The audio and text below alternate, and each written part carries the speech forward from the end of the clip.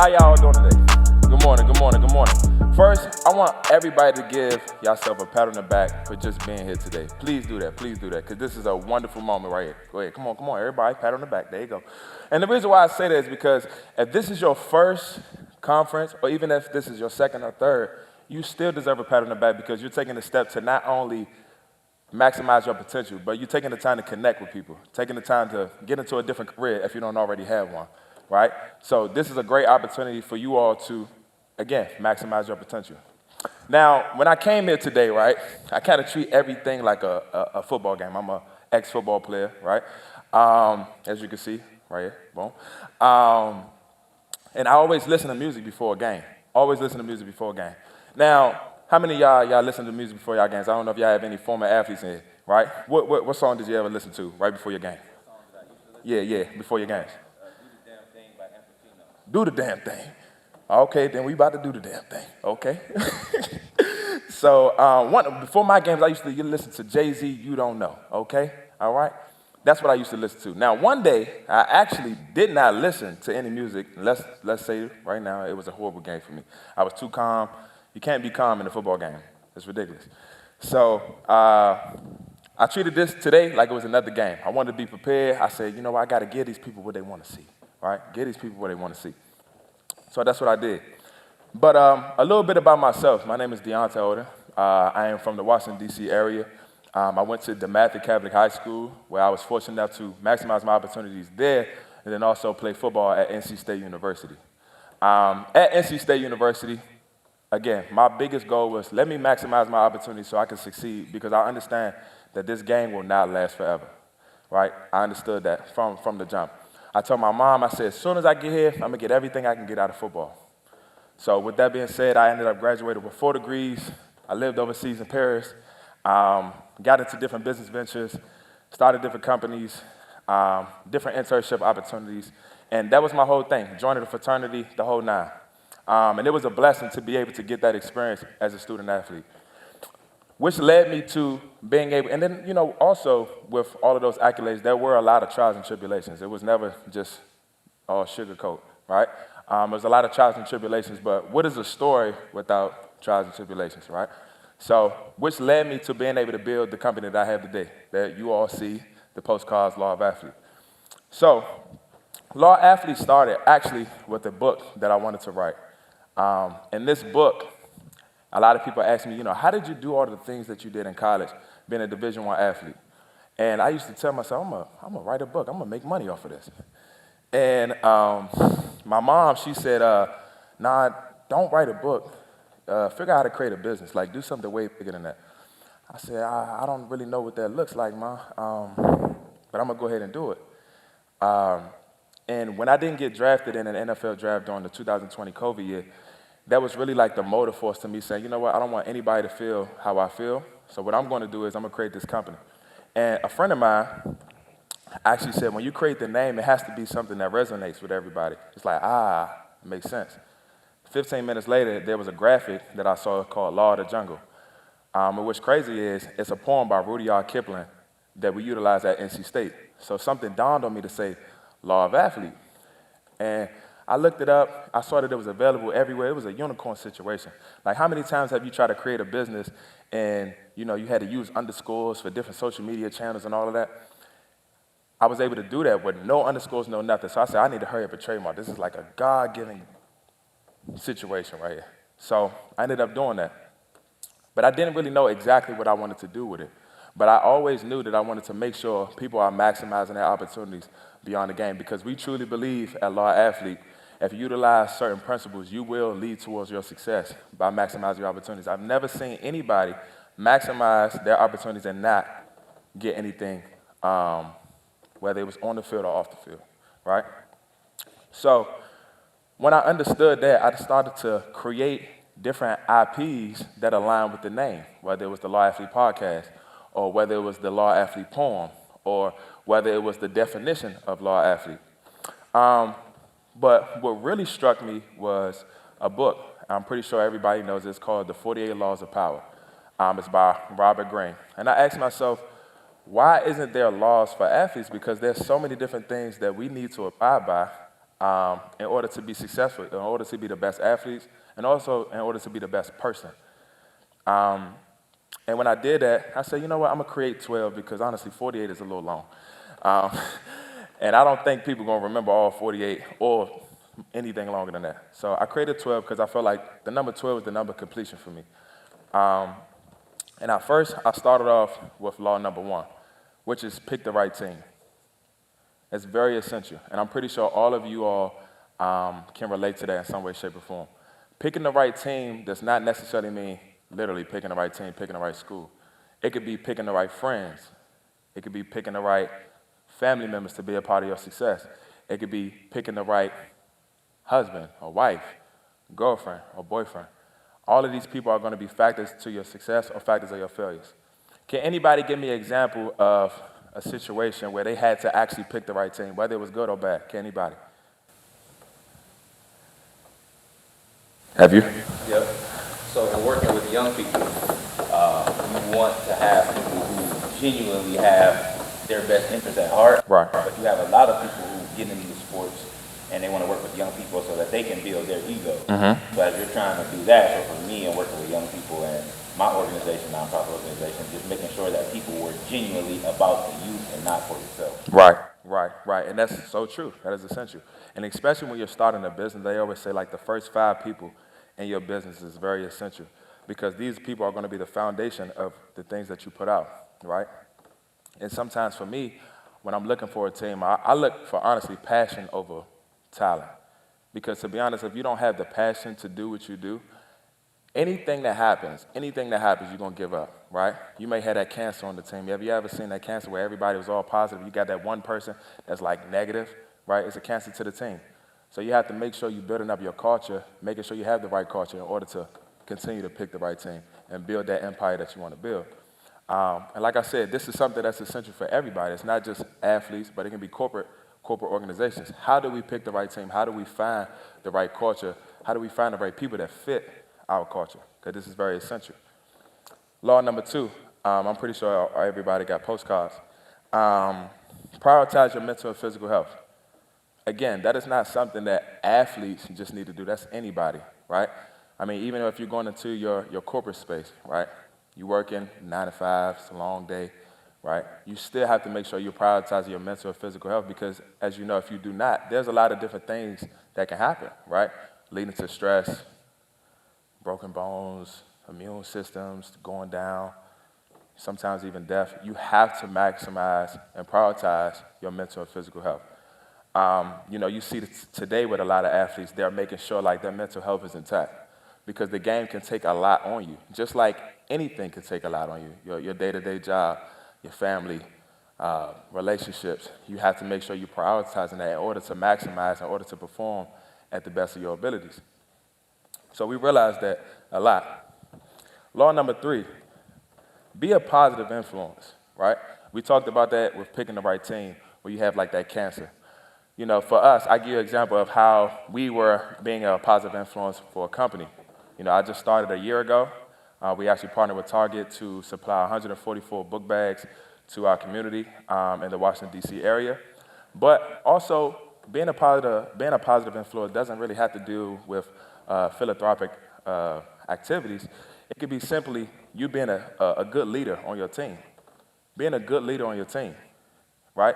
It's not about really what you say, it's what you do, right? A lot of people can say a lot of different things, but they don't do nothing, right? So lead by your actions. And I realized that coming up as an athlete that, I had to make sure I lead by my actions. I couldn't just do a lot of talking, right? People will follow you when they can see that your actions are what it needs to be. But before you can even lead, you have to learn how to follow. And that's what I learned actually being a football player.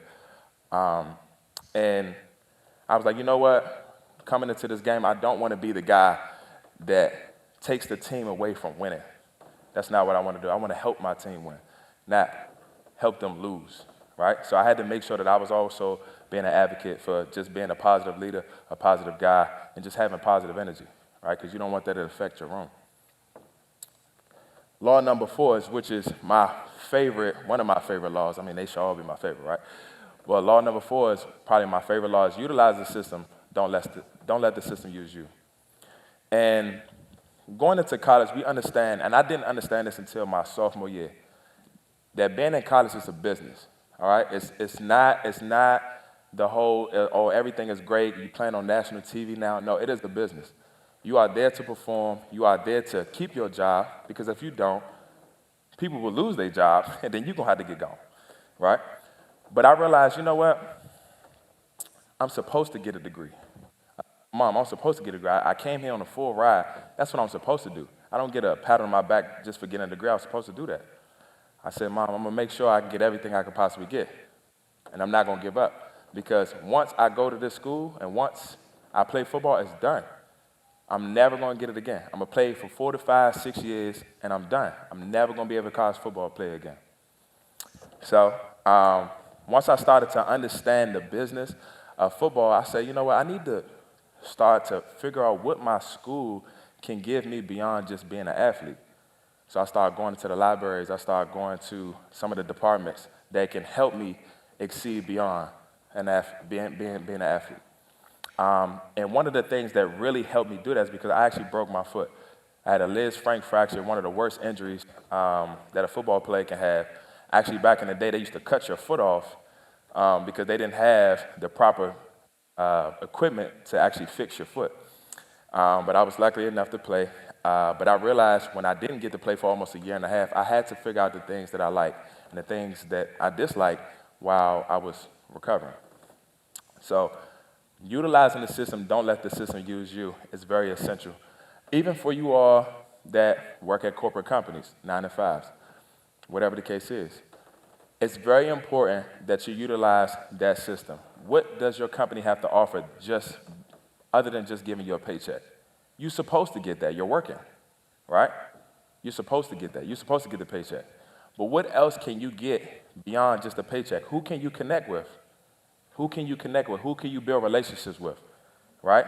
What other opportunities can you have in order to succeed, just in case you don't work at that company anymore, right? A lot of people want to retire, right? You don't want to work until you 90 or 100, right? So what can you possibly do to make sure that you're getting everything that you could possibly get from the environment that you're in?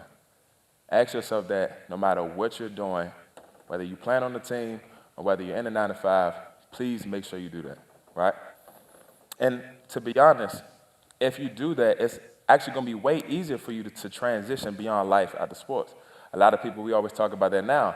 One of the issues with athletes is that when we stop playing sports, we don't know what to do. Well, if you was utilized in the system, you would already know what to do. So for me, when I did that, it wasn't necessarily hard for me to stop playing football because I was already thinking beyond. And that's not to say that I didn't have faith in my capabilities of being an athlete, but I already understood that this game will not last forever. I will not be able to work here forever. So I have to figure out other things that I'm passionate about within the system that I'm in. Law number 5, never let a setback keep you from coming back, right? And this is where we really hone in on trials and tribulations. I told you all that I actually broke my foot,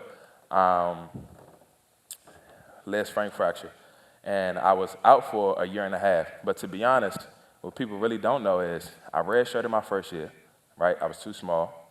Second year, I broke my foot. I was gone for a year and a half. Third year, I didn't play, right? I had to be a positive influence to my team. I had to know my role. Fourth year, I still really didn't play. This is 4 years of not really being able to play football, right? And it wasn't because I just wasn't good enough. That's the nature of the game. I'm not going to be the only person that's going to be in that situation. 4 years. I didn't get to actually play football until my 5th year and also my 6th year. I never let that setback keep me from coming back. If I would have gave up, I'm going to tell you right now, if I would have gave up, I would have never gotten the opportunities that I have now. I probably wouldn't even be talking to y'all today about this right now. I was put in a situation where I was almost forced to give up my scholarship because they felt as though I couldn't play football no more. And I talked to the doctor, I said, excuse me, but you can't tell me I can't play football because you're not on the football field with me every day watching me run around with the same guys that can play football. He said, okay, so Deontay, what do you suggest? I said, you got to come watch me practice. He said, well, if you limp at any moment, you're done. You're done. We gonna cut you off. I said, all right, okay, cool. And They put me through all of these different tests to try to get me to quit, try to get me to give up, but I wasn't going to give up. I wasn't going to get up.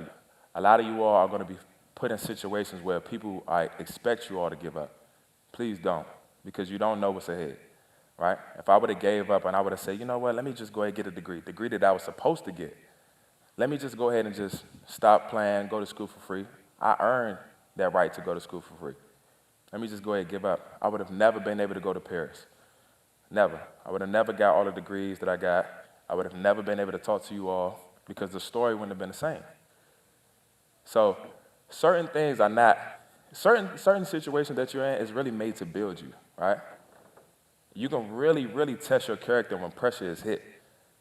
When that pressure is hit on you, you can really test who you really are as an individual. So again, never let a setback keep you from coming back. Number 6, become a student of the game, right?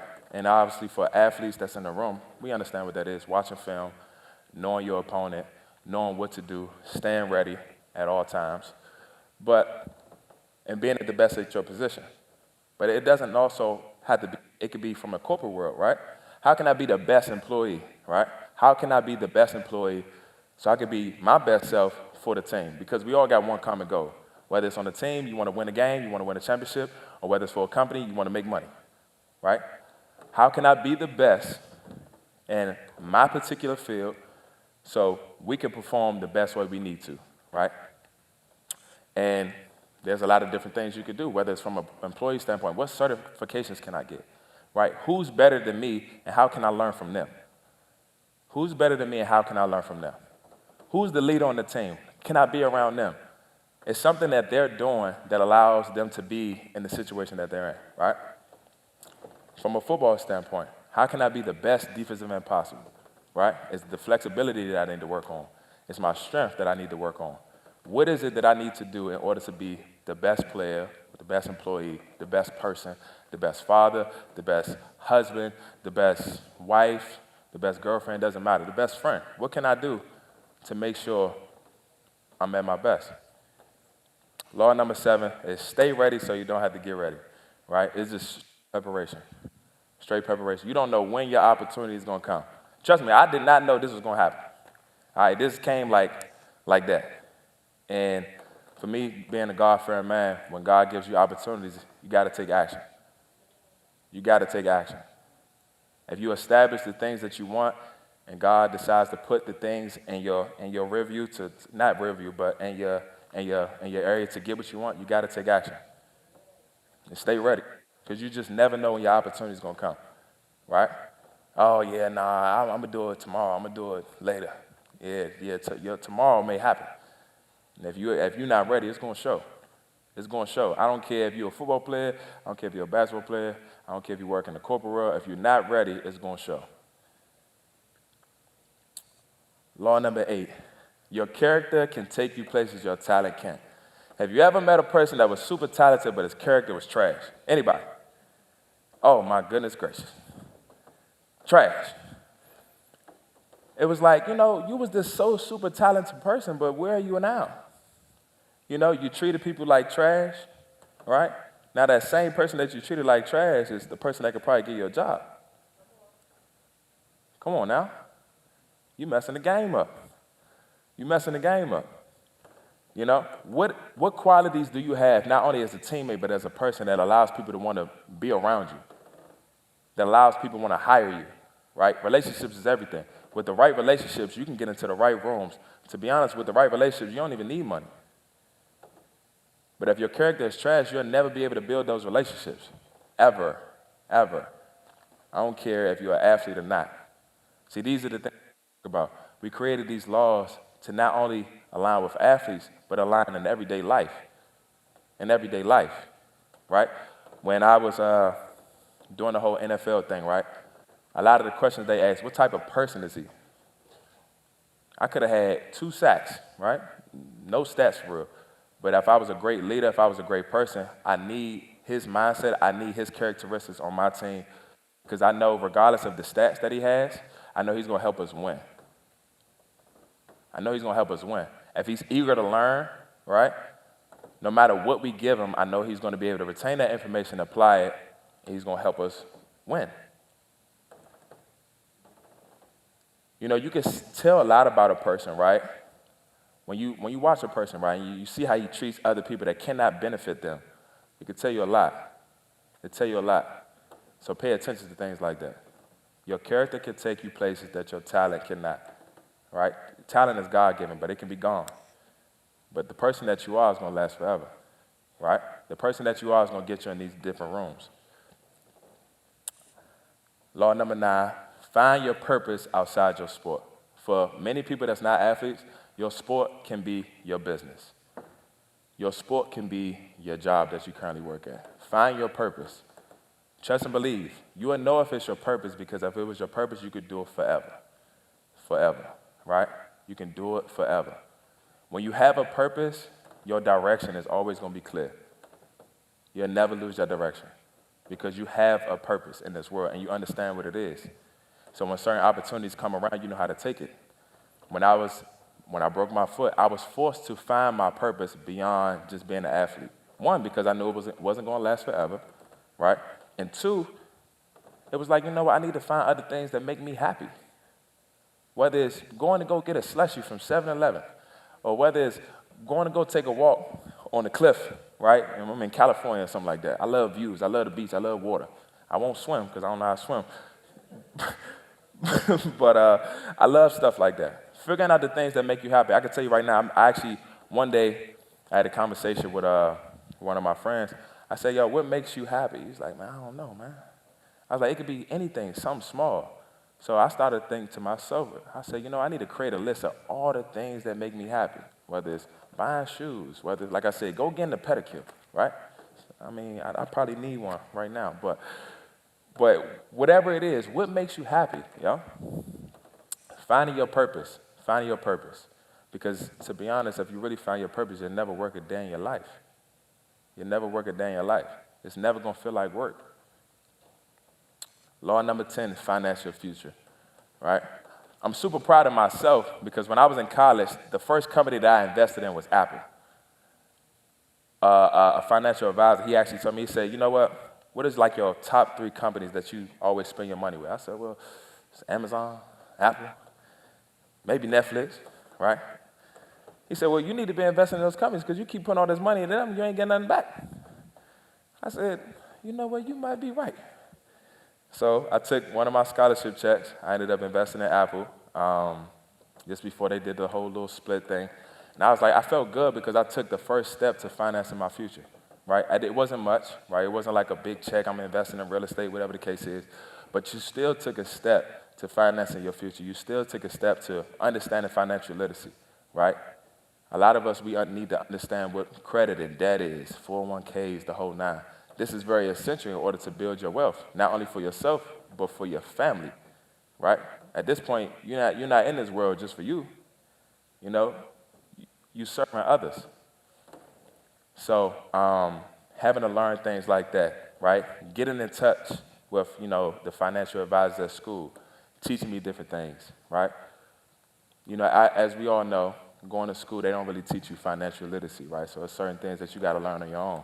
There's certain mistakes that you're going to make. I made a lot of mistakes, whether it was with business or whether it was personal. I mean, I done bought so many shoes that I probably shouldn't have bought. I shouldn't have bought the shoes. I just bought an iPhone I probably shouldn't have bought, but it is what it is. But I